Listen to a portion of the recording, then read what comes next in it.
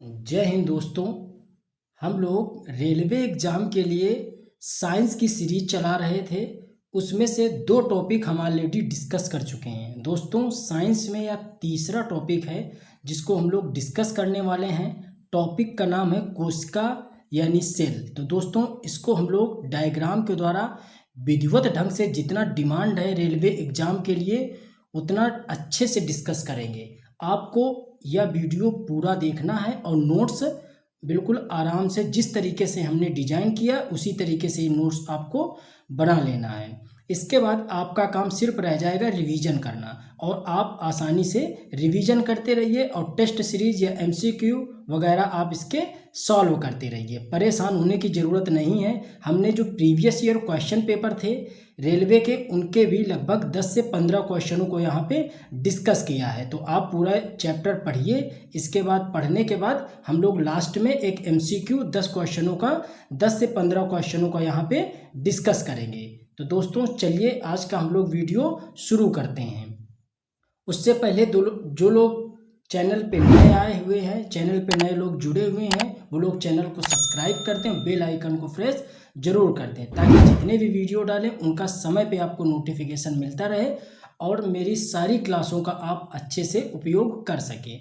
दोस्तों आपको बता दें कि जितनी भी क्लासें हमने अभी तक ली हैं वो सारी क्लासें मेरी जीएस की, चाहे उसमें साइंस हो, इतिहास, भूगोल या पॉलिटिक कोई भी सेगमेंट हो, हम सारी एनसीईआरटी से ही कवर करते हैं। कुछ लोग कमेंट करके पूछते हैं कि सर यह कौन सी बुक है, तो यह कोई बुक नहीं है। हमने कक्षा 6 से कक्षा 12 तक की एनसीईआरटी का कलेक्शन आपको प्रोवाइड कराते हैं। एक एक यूनिट कक्षा 6 से लेकर के कक्षा 12 तक पढ़ते हैं। इसके बाद जो उसमें की पॉइंट्स हैं एग्ज़ाम के लिए इम्पोर्टेंट फैक्ट हैं उस टॉपिक के उनको निकाल करके फिर एक वीडियो बनाते हैं और वो आप तक पहुंचाते हैं। तो कोई एक इसके लिए स्पेशल किताब नहीं है, सारी एनसीईआरटी से ही चीज़ों को कवर करा गया है। तो चलिए दोस्तों शुरू करते हैं आज का वीडियो।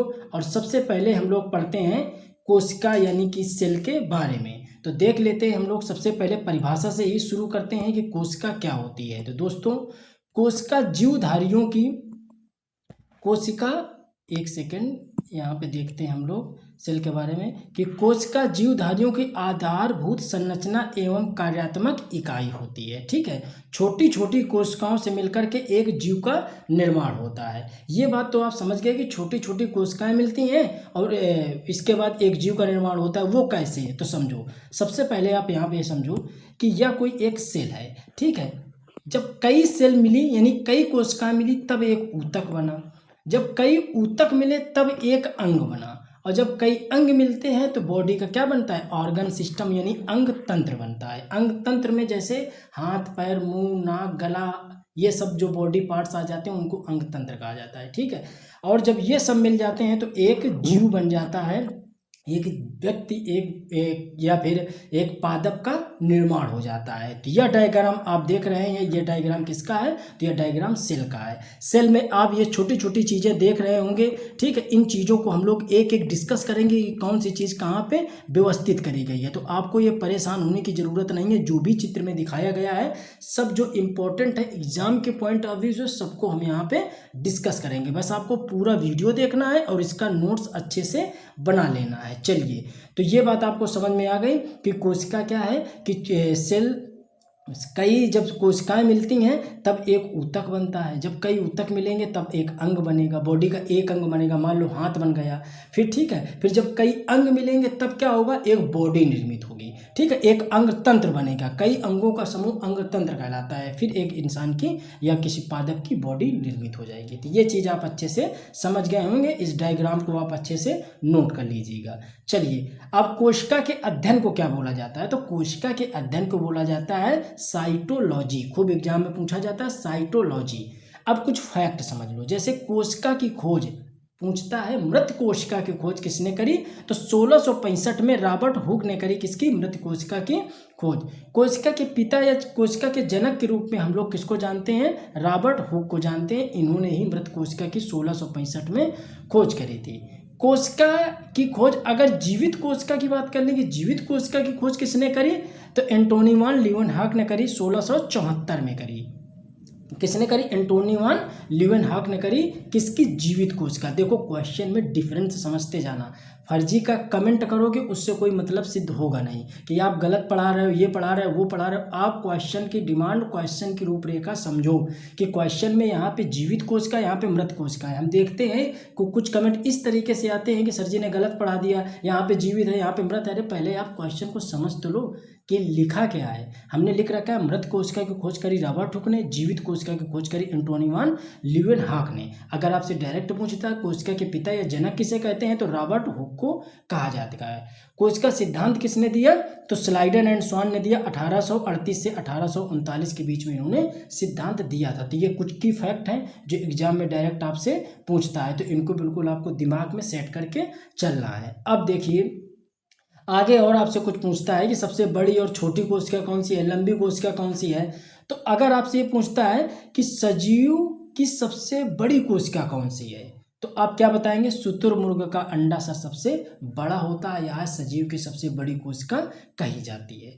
अगर आपसे पूछ लेता है कि सजीव की छोटी सबसे कोशिका कौन सी है, तो आप बताएंगे सर माइकोप्लाज्मा। माइकोप्लाज्मा है जो सजीव की सबसे छोटी कोशिका के रूप में जानी जाती है। अगर पूछ ले कि मनुष्य के शरीर की सबसे लंबी कोशिका कौन सी है, तो तंत्रिका। तंत्रिका मनुष्य के शरीर की सबसे लंबी कोशिका के रूप में जानी जाती है। मनुष्य के शरीर की सबसे बड़ी कोशिका कौन है? यहाँ पे डिफरेंट आप देखिएगा, वहाँ पे लंबी पूछा है, यहाँ पे बड़ी पूछा है। तो अंडाणु है जो कि सबसे बड़ी कोशिका के रूप में इंसान के जाना जाता है। और सबसे छोटी कोशिका यहीं पे पूछ ले आपसे कि सबसे छोटी कोशिका कौन सी है, तो आप क्या बताएंगे? सर शुक्राणु। शुक्राणु है जो सबसे छोटी कोशिका के रूप में जाने जाते हैं। तो ये भी कुछ की फैक्ट है, वो ऊपर हमने आपको खोज से बताया और नीचे आपको बताया बड़ा छोटा सजीवों में, मनुष्यों में किस तरीके से कौन सी कोशिका आती है। बिल्कुल इनको आपको बिल्कुल इसी तरीके से नोट करिएगा। बहुत ही बेहतर क्लास को रिकॉर्ड किया जा रहा है और बहुत बेहतर कंटेंट आपको प्रोवाइड करा जा रहा है। अगर आप सीरियस हो एग्जाम को लेकर के, रेलवे, एनटीपीसी, आरपीएफ या भी जो भी वैकेंसी रेलवे से रिलेटेड आनी है, तो आपको अच्छे से पूरे चैनल में अच्छे से वीडियो को कवर करना है, एक तरफ से आपको अच्छे से पढ़ना है। चलिए आगे देख लेते हैं। अगर बात कर लें शुतुरमुर्ग के अंडे का साइज कितना होता है, तो 170 गुणे 155 एम होता है। ठीक है। माइकोप्लाज्मा का आकार कितना होता है? लगभग 001 माइक्रोमीटर होता है। कोशिका तंत्र का तो 1 मीटर। ये आप इग्नोर भी कर सकते हैं, ये साइज कभी पूछता नहीं है, ये सिर्फ आपके जानकारी के लिए है। ठीक है, तो इसको नोट करिए, मन हो नहीं ना नोट करिए, जानकारी बेस के लिए था। चलिए अब हम देखते हैं कोशिका के प्रकार। तो देखो दोस्तों इस बात को समझ लो, हमने समझा कि कई जब कोशिकाएं मिलती हैं तब जाकर के एक ऊतक बनता है, यानी टिश्यू बनता है। जब कई ऊतक मिलते हैं तब बॉडी का एक अंग बनता है। जब कई अंग मिलते हैं तब जाकर के एक अंग तंत्र बनता है। जब कई अंग तंत्र मिलते हैं तब जाकर के संपूर्ण बॉडी या संपूर्ण जीव का निर्माण होता है। वो जीव पादप में हो सकता है या फिर किसमें होता है? जंतु में भी हो सकता है। ये बात आपने समझ ली। अब कोशिका कितने प्रकार की होती है, इस बात को हमको अच्छे से समझना है। तो देखो दोस्तों, कोशिका होती है 2 प्रकार की। एक तो कोशिका होती है जंतुओं की और एक होती है पादप की, यानी पेड़ पौधों की। ठीक है, दोनों के फिगर हमने आपको स्पष्ट तौर पे सामने बना रखे हैं कि ये फिगर है जंतु कोशिका का, ये फिगर है पादप यानी पेड़ पौधों की कोशिकाओं का। तो आपको यहाँ से क्लियर चीजें समझ में आ रही होंगी कि जंतु कोशिका किस तरीके से होती है और पादप कोशिका किस तरीके से होती है। कौन से अंग जंतु कोशिका में होते हैं, कौन से पादप कोशिका में नहीं पाए जाते हैं, इन्हीं से क्वेश्चन आपसे पूछ लेता है। ठीक है, तो इनको हम लोग अच्छे से डिटेल में अभी नीचे पढ़ेंगे। चलिए, तो ये आपने चित्र अच्छे से समझ लिया। ठीक है, अब हम यहाँ पे नीचे देख लेते हैं कि जो जंतु कोशिका होती है उनमें देखते हैं कि जैसे प्लाज्मा झिल्ली होती है, जिसको कोशिका झिल्ली के नाम से जानते हैं। कोशिका द्रव होता है, नाभिक होता है, यानी उसी को केंद्रक बोलते हैं। माइटोकॉन्ड्रिया होती है, राइबोसोम होता है, गाल्जिका होता है, लाइसोसोम होता है, अंतःप्रतभ जालिका होती है। और पादप में अगर देखें तो नाभिक होता है। ठीक है, कोशिका भित्ति होती है, रिक्तिकाएं होती हैं और प्लास्टिड होता है। ठीक है, और भी अंग होते हैं, वो हम आपको आगे से बताते चलेंगे। लेकिन आपको जिस तरीके से हमने मैप में इन चीज़ों को डिफाइन किया है, आप बिल्कुल इसी तरीके से बनाइएगा नोट्स, ताकि दिमाग में आपके एक इमेज सेट हो सके कि ये क्वेश्चन, ये चीज़ हमने कहाँ पे अपने पेज पे नोट करी थी। ठीक है, जब आप अच्छे से मन से चीज़ों को पढ़ोगे, मन से लिखोगे, तब चीज़ें अच्छे से क्लियर होती हैं। चलिए अब हम लोग देख लेते हैं दोनों में अंतर क्या है। तो देखो, हमने एक तरफ लिखी है पादप कोशिका, एक तरफ लिखी है जंतु कोशिका। ऊपर हमने आपको अंग बता दिए। तो जो पादप कोशिका में कोशिका भित्ति पाई जाती है, जबकि जंतु कोशिका में कोशिका भित्ति नहीं पाई जाती है। सबसे पहला क्वेश्चन खूब पूछा जाता है, इसको रट लो। पादप में कोशिका भित्ति पाई जाएगी, ठीक है। भित्ति का मतलब क्या होता है? दीवाल। तो कोशिका को कवर करने वाला कोशिका भित्ति। भित्ति का क्या मतलब होता है? वाल यानी दीवाल, ठीक है। तो इस किस में पाई जाएगी? तो कोशिका भित्ति पाई जाएगी पादप कोशिका में। हरित लवक पाया जाता है किस में? पादप कोशिका में, उसी को प्लास्टिड कह दिया। इसमें हरित लवक नहीं पाया जाता है, ठीक है। इसमें सेंट्रोसोम अनुपस्थित होता है, लेकिन इसमें सेंट्रोसोम पाया जाता है, इसमें सेंट्रोसोम नहीं पाया जाता। रिक्तिकाएं बड़ी तथा संख्या में कम होती हैं, लेकिन इसमें रिक्तिकाएं छोटी तथा संख्या में क्या होती हैं? अधिक होती हैं। ये चीज आपको अच्छे से समझना है, ठीक है। अगला है केंद्रक परिध की ओर हो सकता है, लेकिन अधिकांश जंतुओं में कोशिकाओं में केंद्रक मध्य में होता है। इसमें परिध में हो सकता है और इसमें मध्य में हो सकता है। तो आपको ऊपर के 3 याद करने हैं। कौन से? कोशिका भित्ति पादप में पाई जाएगी, जंतुओं में नहीं पाई जाएगी। हरित लवक पादप में पाया जाएगा, जंतुओं में नहीं पाया जाएगा। सेंट्रोसोम पादप में नहीं पाया जाता, जंतुओं में पाया जाता है। ये 3 बिल्कुल आपको दिमाग में सेट कर लेने हैं। चलिए, यहाँ तक हमने क्या समझा? अभी तक हमने समझा कोशिका के बारे में, कोशिका क्या होती है, कोशिका का निर्माण किस तरीके से होता है, और इसके अलावा हमने समझा कि कोशिका के संबंधित खोजें और कौन सी बड़ी कोशिका है, कौन सी छोटी कोशिका है, और कोशिका के प्रकार। यहाँ तक हमने समझ लिया। और फिर समझ लिया पादप कोशिका और जंतु कोशिका में क्या मुख्य रूप से अंतर है। अब हम यहाँ पे समझने वाले हैं कि कौन कौन सी चीज़ें किसमें पाई जाती हैं। एक एक हमने समझा, कोशिका भित्ति, केंद्रक, राइबोसोम, लाइसोसोम, इन चीज़ों को हमने अच्छे से समझा। गोल्जी का है। तो अब हम इन्हीं के बारे में पढ़ने वाले हैं, एक एक पॉइंट के बारे में पढ़ने वाले हैं जहाँ से क्वेश्चन पूछता है। अब जैसे लवक है, तो सबसे पहले हम लोग पढ़ेंगे यहाँ पे लवक के बारे में। किसके? लवक के बारे में। इसी को प्लास्टिड कहा जाता है। तो लवक क्या होता है? यह पादप कोशिका में ही पाया जाता है, जंतु में नहीं पाया जाता। इस बात को भी याद रखिएगा, ठीक है। आकार में गोल या अंडाकार होते हैं, और यह 3 टाइप्स के होते हैं। कितने? 3 टाइप्स के होते हैं।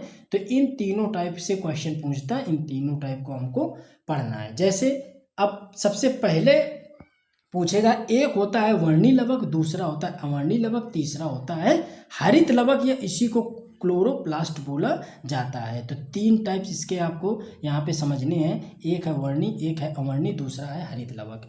तो वर्णी लवक में यह फूलों फलों को रंग प्रदान करता है, जैसे सफ़ेद और हरा रंग को छोड़ करके, ठीक है। सफ़ेद और हरा रंग को छोड़ करके बाकी सब में यह रंग प्रदान करने का काम करता है। जैसे सेब का रंग लाल होता है, संतरे का रंग पीला होता है, आम का रंग पीला और कैसा होता है? नारंगी टाइप का होता है, या फिर पीला पूरा पीला होता है, या हल्का पीला होता है, ठीक है। तो इनको जो कलर दे रहा है, तो कौन दे रहा है? वर्णी लवक दे रहा है, ठीक है। अवर्णी लवक क्वेश्चन अपवाद से आएगा कि सफ़ेद और हरा रंग को छोड़ करके। तो वर्णी लवक से पूछेगा कि वर्णी लवक में किन रंगों को छोड़ करके वह कलर प्रदान करता है? तो सफ़ेद और हरा रंग को। इस बात को याद रखिएगा। फूलों या फलों को रंग कौन प्रदान करता है? तो वर्णी लवक प्रदान करता है। अवर्णी लवक या रंगहीन लवक होते हैं, या खाद्य पदार्थों का भंडार करते हैं। इंपॉर्टेंट इसके लिए क्या है कि ये भंडार का काम करते हैं। कौन? अवर्णी लवक, ठीक।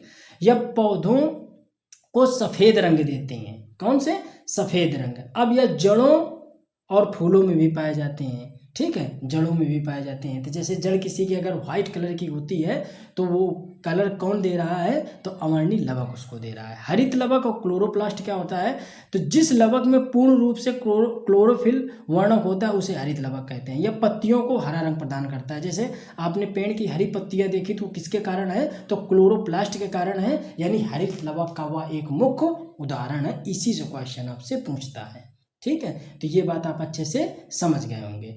अब हम लोग देख लेते हैं, इसी जगह हमने एक और इम्पोर्टेंट चीज़ें डाल दी हैं कि जैसे किस पिगमेंट के कारण उसका रंग लाल, हरा, पीला, गुलाबी, तीखा, खट्टापन या सफ़ेद रंग होता है। इनसे क्वेश्चन पूछता है। जैसे अगर आपसे पूछ ले टमाटर का लाल रंग किसके कारण होता है? तो टमाटर का लाल रंग होता है लाइकोपिन पिगमेंट के कारण।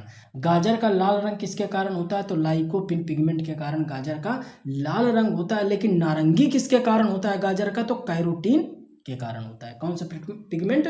कैरोटीन पिगमेंट के कारण होता है। सस्पेंस मत क्रिएट होने पाए, जो चीज़ें नहीं समझ में आ रही कमेंट में आप हमको पर्सनल करिएगा, समय देख करके हम आपको आपके कमेंट का जवाब देंगे, ठीक है। परेशान होने की ज़रूरत नहीं है। डाटा लगभग परफेक्ट रहता है, लगभग क्या 100% परफेक्ट रहता है, क्योंकि एनसीईआरटी से डाटा को हम निकालते हैं और फिर आपके लिए क्लास लेकर के आते हैं। बड़ा इसमें मेहनत का काम रहता है, तो आप लोग वीडियो को प्लीज़ ज़्यादा से ज़्यादा शेयर करा करिए, ठीक है। अब हम लोग आगे देखते हैं मिर्ची का हरा रंग किसके कारण होता है। किसका? मिर्च का। तो मिर्च का हरा रंग किसके कारण होता है?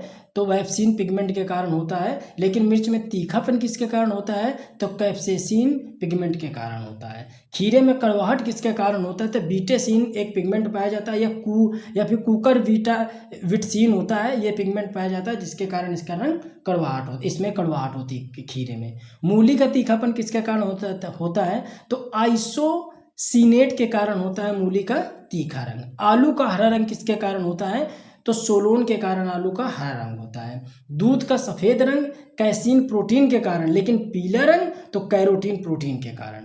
याद रखिएगा, कैरोटीन प्रोटीन के कारण, ठीक है। हल्दी का हल्का पीला रंग किसके कारण होता है? तो कुरकमिन के कारण इसका रंग हल्का पीला होता है। मूत्र यानी पेशाब का पीला रंग किसके कारण होता है? तो यूरोक्रोम के कारण इसका रंग पीला होता है। पीलिया रोग किसके कारण होता है? तो बिलिरुबिन के कारण होता है। उत्सर्जन वाले में इसको डिटेल से हमने पढ़ाया था। पपीते का पीला रंग किसके कारण होता है?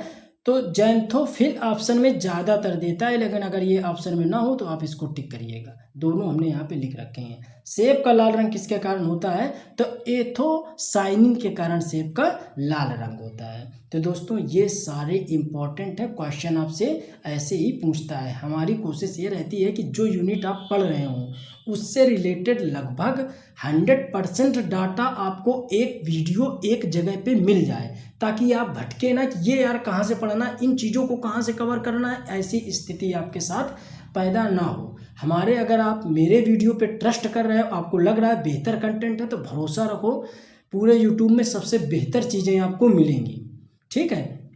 लेकिन डेली क्लास नहीं ले पा रहे हैं, क्योंकि हमने आपको बता दिया था कि उत्तर प्रदेश सरकार में हम भी जॉब करते हैं, सरकार को सेवाएं दे रहे हैं, तो इस समय हम डेली वीडियो नहीं ला पा रहे हैं। कोशिश रहेगी कि जल्दी शेड्यूल सेट करेंगे कि डेली वीडियो आपके लिए उपलब्ध हो पाए, लेकिन भरोसा इस बात का रखो कि सबसे बेहतर कंटेंट आपको मिलेगा। तो चलिए आगे देख लेते हैं हम लोग कोशिका भित्ति यानी सेल वॉल के बारे में। अभी हमने लवक के बारे में पढ़ा, लवक के प्रकार पढ़े, वर्णीय, अवर्णीय और हरित लवक, इनके उदाहरण पढ़े और उनसे इम्पोर्टेंट फैक्ट पढ़े। अब हम लोग पढ़ते हैं कोशिका भित्ति के बारे में, ठीक है। कोशिका भित्ति के बारे में देखते हैं।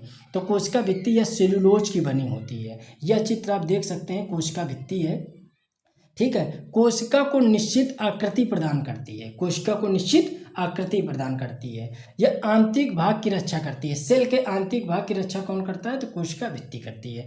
कोश केवल पादपों में ही पाई जाती है। यह पेड़ों पर कठोरता प्रदान करती है।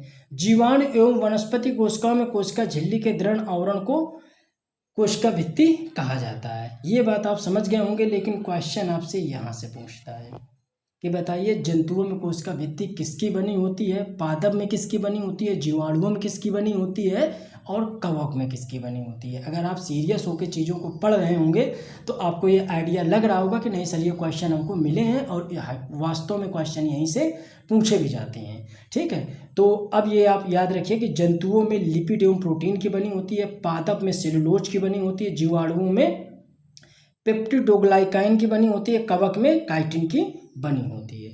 तो दोस्तों ये चीज़ आपने अच्छे से यहाँ पे समझ ली, ठीक है। एक ही वीडियो में पूरा सेगमेंट हम यहाँ पे कवर करने वाले हैं। लोग 2-2 से 3-3 वीडियो बना करके 2-2 3-3 वीडियो बना करके चीज़ों को कवर करते हैं। हमारा ये रहता है मतलब कि जो इम्पोर्टेंट है उतना पढ़ लो, आप सिलेक्ट हो जाओ। इसके बाद आपको बहुत ज़्यादा पढ़ने का शौक़ है तो गूगल में उन चीज़ों को डालो, 150-200 पन्ने का लेख पढ़ा है, आराम से पढ़ो बैठ के।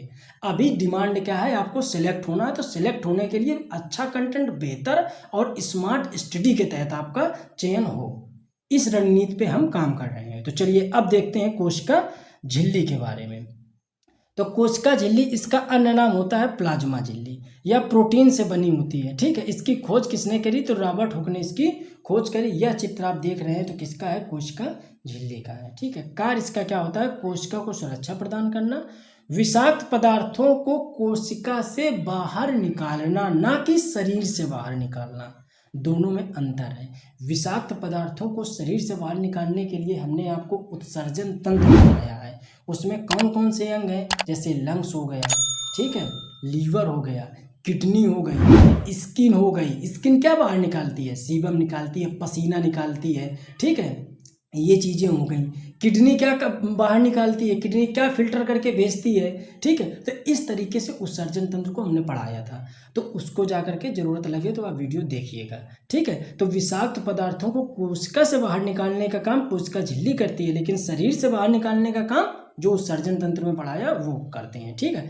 पोषक तत्वों को कोशिका में पहुंचाने का काम किसका होता है, कोशिका झिल्ली का होता है। तो दोस्तों आपने शॉर्ट में चीज़ें पढ़ ली, यहीं से क्वेश्चन आपसे बनते हैं। चलिए आगे देखते हैं लाइसोसोम के बारे में। तो लाइसोसोम का यह चित्र आप अच्छे से देख सकते हैं। खोज करी किसने, डी डुवे ने करी थी इनकी खोज। आप बस इतना नाम इनका याद रखो, डी डुवे, इतना इनाम इनसे पूछता है। अब इनके कार्य देख लेते हैं। तो क्षतिग्रस्त कोशिकाओं का पाचन करते हैं। क्या, जैसे कोई कोशिका डेड हो गई तो उसको पचाने का काम क्या करते हैं, लाइसोसोम करते हैं। तो इसी वजह से इसको एक नाम दिया गया है, कोशिका की आत्मघात की थैली, सुसाइड वे ऑफ सेल। सुसाइड वे ऑफ सेल किसको कहा जाता है, तो लाइसोसोम को कहा जाता है। यानी कि आत्मघाती थैली कोशिका के किसको कहा जाता है, तो लाइसोसोम को कहा जाता है। चलिए ये बात आपने अच्छे से समझ ली। और इसको क्या जाता है, कोशिका का सफाई कर्मी। क्यों कोशिका का सफाई कर्मी कहते हैं, क्योंकि यह क्या काम करती है कि मृत कोशिकाओं को पचा लेती है, खा लेती है। तो वो जो मृत कोशिकाएं अगर वो पचा लेगी तो वहाँ पे क्या हो जाएगी, नई कोशिका का जन्म होगा, और वो फिर टिश्यू बनाएंगे, फिर एक ऑर्गन बनेगा, फिर ऑर्गन सिस्टम बनेगा। इसके बाद क्या होगा, एक जीव का निर्माण होगा। तो इसको कोशिका के सफाई कर्मी और कोशिका की आत्मघाती थैली किसको कहा जाता है, लाइसोसोम को। आपको सिर्फ ये दो बातें यहाँ पे याद रखनी है, सिर्फ दो बातें, ठीक। अब देखते हैं राइबोसोम के बारे में। तो राइबोसोम का भी चित्र आप अच्छे से देख सकते हैं, फिगर हमने राइबोसोम का बना रखा है, ठीक है। ये सबसे छोटा कोशिकांग होता है। खोज इसकी किसने करी, तो पैडेट ने इसकी खोज करी थी। बस आप खोज ना भी याद रखो तब भी कोई दिक्कत नहीं है। कोशिका का इंजन कहा जाता है, इसको कोशिका का इंजन कहा जाता है। अब देखो ये दो प्रकार का होता है, एक 70 यस प्रकार का और एक 80 यस प्रकार का, ठीक है। तो 70 यस जो यस प्रकार के होते हैं आकार में वो छोटे होते हैं, जो 80 होते हैं आकार में बड़े होते हैं। 70 और 80 आप जानते हैं, इसमें 80 बड़ा है तो वो बड़ा है, 70 छोटा है तो आकार में छोटे हैं। अब 70 यस में जो उदाहरण में आते हैं तो माइक्रोकांडिया आता है और बैक्टीरिया आता है, और 80 यस में जो आते हैं विकसित पौधे व जंतु इसमें आते हैं, 80 एस में आते हैं। तो आप इतना डीप मत जाइएगा, आप बस इनके उदाहरण याद रखिएगा, बस आप इसके उदाहरण याद रखिएगा। कोशिका का इंजन किसको कहते हैं, तो राइबोसोम को कहा जाता है। जितना इम्पोर्टेंट है उतना आपको हम बताते जा रहे हैं, आपको ज़्यादा भड़बड़ाने की ज़रूरत नहीं है। अब देखते हैं माइक्रोकांडिया के बारे में। माइट्रोकांडिया के बारे में यहाँ पे हम लोग पढ़ने वाले हैं कि माइट्रोकांडिया से कैसे क्वेश्चन पूछता है। तो देखते हैं कोशिका की शक्ति गृह यानी power house of cell. Power house of cell किसको कहा जाता है, तो माइट्रोकांडिया को कहा जाता है। क्यों, क्योंकि यह पावर हाउस इस वजह से कहा जाता है क्योंकि यही है जो पूरी कोशिका को पावर सप्लाई करता है, एनर्जी पहुंचाने का कार्य करता है। इस वजह से कोशिका का शक्ति गृह पावर हाउस ऑफ सेल के नाम से इसको जाना जाता है। ये फैक्ट ही आपसे ज़्यादा 90% चांस है कि माइट्रोकांडिया से अगर कोई क्वेश्चन आ रहा है तो ये आ रहा है, या तो फिर इसके खोज से आता है, ठीक है। तो इसकी खोज करी थी अल्टमान ने, नाम दिया था बेंडा ने, नाम दिया था बेंडा ने, खोज करा था अल्टमान ने। यहाँ पे लड़कों को सस्पेंस होता है और यहीं से क्वेश्चन वो बनाता है। तो आप याद रखिएगा, इसे पावर हाउस ऑफ सेल कहा जाता है। ये दोहरी झिल्ली युक्त होती है, इसमें जो द्रव भरा होता है उसको मैट्रिक्स कहा जाता है। खोज करी अल्टमान ने, नाम दिया था बेंडा ने, ठीक है। और जो इसके उभरे भाग होते हैं, उभरे वाले भाग होते हैं, उनको क्या कहा जाता है, तो उन भागों को क्रिस्टी कहा जाता है। क्या कहा जाता है, क्रिस्टी कहा जाता है, ठीक है। अब देखते हो 1880 में कोलिकर के द्वारा कीटों को रेंजित पेशियों में, और 1889 में सी बेंडा के नाम से माइट्रोकांडिया का नाम रखा गया था, ठीक है। तो आपको जो याद करना है, कोशिका को शक्ति यानी पावर हाउस ऑफ सेल किसको कहते हैं, और इसकी खोज किसने करी, इसका नाम किसने दिया, और इसके उभरे भाग को क्या कहा जाता है, बस इतना आप याद रखिए, बस आपका काम हो जाएगा। चलिए अब देखते हैं गोल्जी बॉडी के बारे में, यानी गोल्जी काय के बारे में। तो गोल्जी काय के बारे में हम लोग यहाँ पे देखते हैं क्या इंपॉर्टेंट फैक्ट है। तो इसका चित्र तो आप साइड में देख लिया करिए कि क्योंकि इसका ऊपर एक संपूर्ण इमेज आपको लगा चुके हैं, वहाँ से आप देख लीजिए कि ये जो फिगर है उसमें तो वो गोल्जी काय का है। ठीक है, खोज करी कैमलो गोल्जी ने करी 1898 में इसकी खोज करी थी। इसे शरीर का यातायात पुलिस कहा जाता है। किसको कहा जाता है? गोल्जी काय को कहा जाता है। यह लाइसोसोम का निर्माण करता है या कोशिका भित्ति का भी निर्माण करता है। सबसे ज़्यादा जो क्वेश्चन पूछा जाता है गोल्जी काय से वो यह पूछा जाता है कि खोज किसने करी और यह किन चीज़ों का निर्माण करता है। और इसे यातायात पुलिस, शरीर का यातायात पुलिस या शरीर का कोशिका का पुलिसमैन किसको कहा जाता है? तो गोल्जी बॉडी को कहा जाता है। जो इम्पोर्टेंट पॉइंट है, अब इनमें मत आप छटनी चालू कर देना कि इनमें 4 पॉइंट लिखे हैं तो आप 2 ही पॉइंट लिखो। ये सारे पॉइंट आप लिख लीजिएगा। बहुत छोटा सा शॉर्ट में नोट्स है आपके लिए, बिल्कुल क्विक रिवीजन सीरीज के तौर पे है। आप इसको पढ़ोगे तो आपको आनंद आ जाएगा। जब आप इसको पढ़ करके फिर MCQ या टेस्ट सीरीज या क्विज वगैरह लगाओगे तो आप 100% क्वेश्चन कर लोगे, ये आप भरोसा है हमें। ठीक है, अब हम लोग देख लेते हैं केंद्रक के बारे में। तो केंद्रक के बारे में हम लोग देखते हैं। तो यह फिगर किसका है? तो यह फिगर केंद्रक का है। अब हम लोग केंद्रक के बारे में देखते हैं कि केंद्रक की खोज किसने करी, केंद्रक की क्या मुख्य बातें हैं, तो इन्हीं के बारे में हम लोग यहाँ पे देख लेते हैं। तो सबसे पहले हम लोग देखते हैं कि केंद्रक की खोज किसने करी थी। तो रॉबर्ट ब्राउन ने किसकी करी थी खोज? केंद्रक की खोज करी थी। इसे कोशिका का नाभिक कहा जाता है। ये गलत टाइप है। कोशिका का नाभिक किसको कहा जाता है? केंद्रक को कहा जाता है। तो ये बात आप अच्छे से याद रखिएगा। ये नाभिक लिखा है यहाँ पे, थोड़ा सा मिसप्रिंट है, ये 1 सेकेंड इसको सही कर देते हैं। ये कोशिका का नाभिक, ये कोशिका का नाभिक कहा जाता है किसको? केंद्रक को कहा जाता है। ठीक है, कोशिका के समस्त कार्यों को यह संचालन करता है। अब देखो पूरा केंद्रक है और यह का काम करेगा कि कोशिका के संपूर्ण कार्यों को संचालित करेगा। कौन? केंद्रक है। संपूर्ण कार्यों का संचालन करता है केंद्रक। तो यह भी बात आप समझ गए। एक एक पॉइंट केंद्रक से पढ़ लीजिएगा क्योंकि केंद्रक से एग्जाम में पूछता है। ठीक है, तो एक एक अच्छे से पॉइंट, इन चीज़ों को आप बिल्कुल दिमाग में सेट कर लीजिएगा। अब हम लोग देखते हैं कि यह कोशिका के भीतर तरल पदार्थों को कोशिका द्रव में प्रायः देखो अब केंद्रक होता कहाँ था? कोशिका के भीतर तरल पदार्थों में कोशिका द्रव में तैरता हुआ हमें दिखाई देता है केंद्रक। ठीक है, केंद्र में कोशिका के वंशानुगत जानकारी भी किसके पास होती है? केंद्रक के पास होती है। इसमें क्रोमोसोम और जीन पाए जाते हैं। इसमें क्या क्या पाए जाते हैं? तो गुणसूत्र यानी क्रोमोसोम और जीन पाए जाते हैं। तो इसके लिए आपको 2.3 याद रखने हैं कि इसमें क्या पाया जाएगा। ठीक है, यह कोशिका विभाजन के समय इनका भी विभाजन होता है, यह भी पॉइंट आपको याद करना है। और यह क्या काम करते हैं? ठीक, यह क्या काम, तो ये 3 बात आप याद रखिएगा। और खोज भी पूछता है तो इसको भी आप अच्छे से याद रखिएगा। चलिए, तो दोस्तों ये पूरा यूनिट अच्छे से आपने पढ़ा होगा। इतना ही आप पढ़िए, यकीन मानिए। इसके बाद आप क्वेश्चन सॉल्व तो करके देखिए। फिर अगर आपको लगता है कि नहीं वास्तव में चीज़ें अभी हमारी पूरी नहीं हुई हैं, तब आप जा करके वीडियो दूसरे का देखिए। अभी क्वेश्चन आप सॉल्व करिए। ठीक है, तो ये टॉपिक हमने पूरा अच्छे से आपको कवर किया। अब ज़रूरत क्या है कि ये टॉपिक जो आपने पढ़ा, अब उसी से रिलेटेड जो previous year RRB NTPC group D RPF ALP इनमें जो क्वेश्चन पूछे गए उनको हम लोग यहाँ पे डिस्कस करेंगे। पहला क्वेश्चन है, कोशिका के अध्ययन को क्या कहते हैं? बताइए। ऑप्शन है हिस्टोलॉजी, साइटोलॉजी या टैक्सोनोलॉजी या साइकोलॉजी। तो इसके अध्ययन को क्या बोला जाता है? तो साइटोलॉजी बोला जाता है या फिर कोशिका जैविकी बोला जाता है।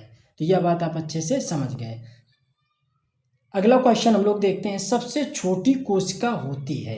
तो हमने बताया था सबसे छोटी कोशिका कौन सी होती है। ऑप्शन है जीवाणु, विषाणु, माइकोप्लाज्मा या शुतुरमुर्ग का अंडा। तो सबसे छोटी किसकी होती है? तो माइकोप्लाज्मा की कोशिका सबसे छोटी कोशिका होती है। अगला क्वेश्चन देखते हैं कि मानव शरीर की सबसे बड़ी कोशिका क्या होती है। तो बताइए, मानव शरीर की सबसे बड़ी कोशिका को क्या कहते हैं? शुक्राणु, वृक्क कोशिकाओं, यकृत कोशिकाओं या अंड कोशिकी। तो क्या होती है? अंड कोशिका सबसे छोटी कोशिका के रूप में, सबसे बड़ी कोशिका के रूप में जाना जाता है। अगला क्वेश्चन देखते हैं, कोशिका की खोज किसने करी? तो बताइए कोशिका की खोज किसने करी? तो कोशिका के लिए हमने आपको बताया था, इसमें ऑप्शन है रॉबर्ट बॉयल, एंटोनी वान लीeuwenhoek, रॉबर्ट हुक, या इनमें से कोई नहीं, या एक से अधिक। तो बताइए किसने खोज करा? तो रॉबर्ट हुक ने कोशिका की खोज करी थी। तो यहाँ तक आपने अच्छे से चीज़ों को समझ लिया। अब हम लोग आगे क्वेश्चन देखते हैं कि कोशिका कि प्रोटीन की फैक्ट्री किसे कहा जाता है? तो बताइए कोशिका में प्रोटीन की फैक्ट्री किसको कहा जाता है? तो राइबोसोम को कहा जाता है। राइबोसोम को कोशिका का प्रोटीन की फैक्ट्री कहा जाता है। देखिए आप क्विज लगाइएगा और ये यूनिट अच्छे से अगर नोट किया है तो उसके नीचे एक आध पैराग्राफ जगह छोड़िएगा और जो नए क्वेश्चन आपको मिले सॉल्व करने में उनको वहीं पे नोट डाउन करते जाइएगा। इससे आसानी ये रहेगी कि एग्ज़ाम के टाइम पे आप रिवीजन करेंगे, बस आपका ये यूनिट कंप्लीट हो जाएगा। ठीक है, आगे हम लोग क्वेश्चन देखते हैं। माइटोकॉन्ड्रिया को ऊर्जा गृह कहा जाता है या कहाँ पाया जाता है? तो बताइए माइटोकॉन्ड्रिया कहाँ पाया जाता है? राइबोसोम में, कोशिका द्रव में, कोशिका में, या इनमें से कोई नहीं? तो कहाँ पाया जाएगा? तो कोशिका में माइटोकॉन्ड्रिया पाया जाता है। लवक कितने प्रकार का होता है? तो अभी हमने ऊपर आपको बताया था वर्णीय, अवर्णीय और हरित लवक। तो यह 3 प्रकार का होता है, वर्णीय, अवर्णीय और हरित लवक। आगे देख लेते हैं कौन सा कोशिकांग केवल पादप कोशिका में पाया जाता है? किसमें? पादप कोशिका में पाया जाता है। तो बताइए भैया कौन से कोशिकांग है जो पादप कोशिका में पाया जाता है? कोशिका भित्ति, रिक्तिकाएं, लवक या सभी? बताइए कोशिका भित्ति, रिक्तिकाएं या लवक या सभी? तो इसमें क्या होगा? सभी, क्योंकि यह कोशिका जो जंतु कोशिका होती है उसमें नहीं पाए जाते हैं, या सिर्फ पाए जाएंगे किसमें? पादप कोशिका में। अगला क्वेश्चन देख लेते हैं हम लोग। कोशिका श्वसन का सक्रिय स्थल क्या है? कोशिका श्वसन का सक्रिय स्थल क्या है? ठीक है, ऑप्शन है गाल्जी काय, लाइसोसोम, राइबोसोम या माइटोकॉन्ड्रिया। तो ये आपका होमवर्क है। इस क्वेश्चन का जवाब हम नहीं बताने वाले हैं, ये आपका होमवर्क है। अगर आपने अच्छे से चीज़ों को पढ़ा है तो हमें कमेंट करके ये बताइएगा कि क्या कहा जाता है, कोशिका श्वसन का सक्रिय स्थल किसे कहा जाता है, ये आप कमेंट करके हमको बताइएगा। ये आपका आज का होमवर्क है। ठीक है, अवर्णीय लवक मुख्यतः पाए जाते हैं। तो अवर्णीय लवक किसमें पाए जाते हैं? तो जड़ों की कोशिकाओं में, तनों में, पत्तियों में या फूलों में? तो किसमें पाया जाता है भाई? वर्णीय लवक तो आपने बताया कि फूल पत्तियों को कलर देते हैं। अवर्णीय लवक क्या करते हैं? ये सफ़ेद रंग के होते हैं और ये कहाँ पाए जाते हैं? जड़ों में। क्या सही है? जड़ों में। तो इसका ऑप्शन ए सही है। तो आपको होमवर्क दे दिया है। तो दोस्तों अगर मेरे समझ से आपको चीज़ें अच्छे से समझ में आई होंगी। अगर वीडियो अच्छा लगता है तो वीडियो को लाइक करिए और इसको शेयर करिए अन्य लोगों तक। अगला टॉपिक क्या होना चाहिए या फिर आपकी क्या डिमांड है, किस तरीके से और इसमें बदलाव चाहिए, वो आप कमेंट करके हमें बताइएगा। आप अपना सजेशन दीजिएगा। कोशिश रहेगी कि डेली क्लासें आपकी हों और आप सभी के कमेंटों का जवाब हम समय से दे पाएँ। आपको समस्याएं बता दी, इस वजह से हम डेली क्लास अभी नहीं ले पा रहे हैं, लेकिन जल्दी शेड्यूल को हम सेट करते हैं और आपके लिए डेली क्लास का सिस्टम बनाते हैं। तो दोस्तों वीडियो अच्छा लगा है तो प्लीज़ वीडियो को लाइक करिए। जो लोग चैनल पे नए हैं चैनल को सब्सक्राइब करें और बेल आइकन को प्रेस करें ताकि हम जितने भी वीडियो बनाएं उनका नोटिफिकेशन आपको मिल जाए। तो मिलते हैं दोस्तों अपने अगले वीडियो में। तब तक जय हिंद, जय भारत।